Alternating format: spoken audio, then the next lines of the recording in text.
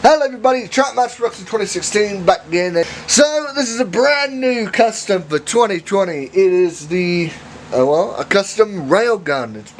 It's not really based off anything, but it has the look-alike of the German Leopold railguns that you see. I think they were German or French or something like that. I really don't know.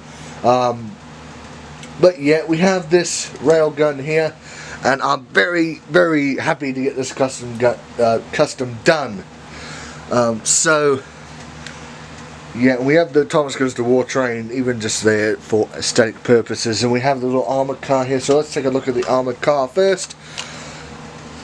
So here is the armoured car, which is that car that came from Hideaway Luke back in 2012. And I tell you what, I've been working for about 4 or 5 years to get this thing apart, to customize it, and I finally did it.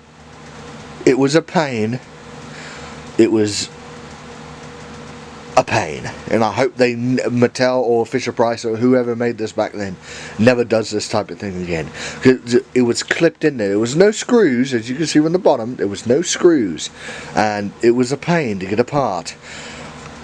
It was horrible. So these back doors open. Mine has a goof. It has 2 left-hand doors on there, which I should have actually left it alone because of that goof. Inside, you can see there's really nothing in there. I wish I had a flashlight, but I really don't. What I'll do right here. Inside, there's a little warning light and some ammo and stuff like that in there. For the Thomas Goes to War movie, whenever that's going to be made. It probably ain't going to be made now. So yeah, just for aesthetic purposes. Yeah, tried to base this off one of those armoured vans from World War II.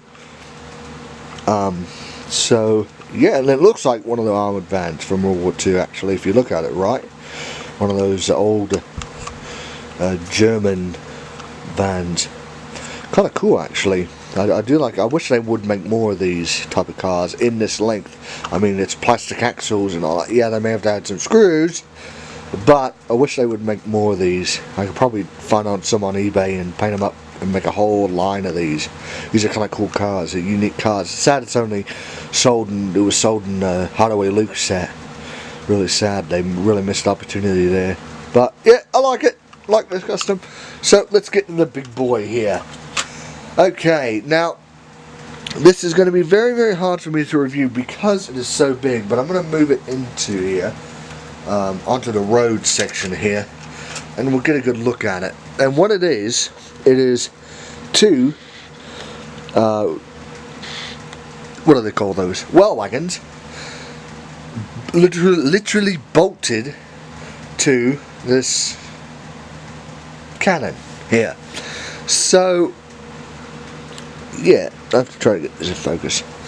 Alright, so let's go over the features here. This gun, this whole cannon part can raise up in the air like they do in, you know, back then in the old war times. It can raise up in the air. It can turn, but I tighten the screw down that way it's more realistic and it doesn't turn. Plus, if it turns too much, it will topple over. So I try not to turn this as much. The trucks are literally bolted on by actual huge, ginormous bolts and nuts and washers, because that's the only screw I could find. Yeah, so it actually runs on bogey wheels, and I like it. Now the fun part of this is the switching, because it switches like in real life. They used curves. They used curved tracks to move them around, or a turntable. But I don't have a turntable big enough to fit this giant thing. But in real life they use a turntable or a curved track, because if it went around the curve, it would change the direction of the cannon. And they also use, I think they use switch track too. They use rail yards for it too, because of the unique way of the switches. You can switch it around and turn it and stuff. So I'm going to give a little demonstration of how this thing works. As you guys can see, my dock area there. If I can get it in focus, I'm going to zoom out a whole lot, and you may see my hands in there pushing it around, because it does not like to be pulled at all by an engine, because it is so big and the bogies are so long. So we're going to put it on the track. Sorry if my arm is in the way, I hope it's not. We're going to pop it on the track here. Got to make sure all the wheels are on the line, because this will topple over if it's not set on there right.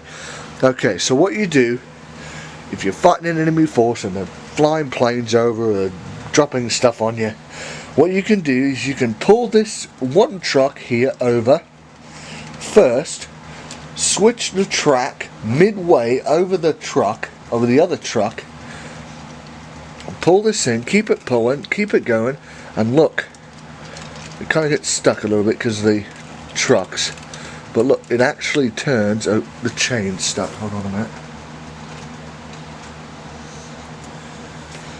It will actually pivot around and turn, as you guys can see right there. See it? See it turning? Isn't that neat? Isn't that really, really cool how they thought of that? I would have never thought of that. So it actually turns, and you can even pull this blast truck forward a whole lot, and even, well, what's it getting stuck on? It's starting to get stuck on something. And even turn it around 360 just by maneuvering it through a couple of switches. And that is genius. That is really, really genius. So basically what we did is we took the first truck, put it at the back, and the last truck at the front, and that's really a unique design of how they made these war machines like that, how they can turn them and stuff like that around in yards and pivot them. So there was really no reason to turn this piece here. You just turned it by just maneuvering through the track. And so it's a really genius design how they made these work. So let's turn it around again. I need to figure it out. It is kind of difficult to figure out what is what, and very difficult to flip the switches. So let's turn them around. It does kind of like to derail. Move this truck back. See, isn't that neat? Well, if it don't derail, yeah. This is unique, really unique, and you can also have it doing that there, kind of like multi-rail drifting or multi-track drifting or something like that. Deja vu, anybody? So yeah, I'm loving this. I like it a lot. It's really, really cool how I made this deal. Made this war cannon, and I love it. So you will be seeing this here in Marvels of the Mainland as well in a couple of scenes, not in the yards, not in the main episode. Well, you will see it in the main episode, but not featured prominently in the main episode. You may see it for a couple of shots. But yeah, I love this a lot, and it also has a sound system too.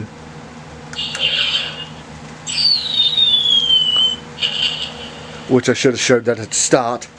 But yeah, I'm in love with this. I honestly am in love with this thing. It's ginormous for one, and I finally got a truck with Trackmaster, you know, with Trackmaster bogies on it. It's really, really cool. Really, really cool how I did that and got everything working.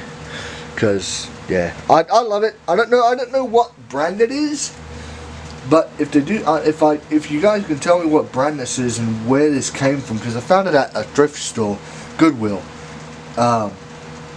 Please tell me where this comes from. Is it like a cheap toy set or something, or because if it is, I definitely want to get more of these and maybe make the big, huge Gustav gun. Yeah, this is really cool, really cool. So, tell me down in the comment section what you guys think of the Trackmaster custom railgun, and don't forget to leave a like, leave a comment, and subscribe also as well. I'm not going to do a run with this because it is so big and so ginormous it won't really fit on my railway. So yeah, just did a little test of it trotting down the dockway there. So yeah, thank you guys for watching.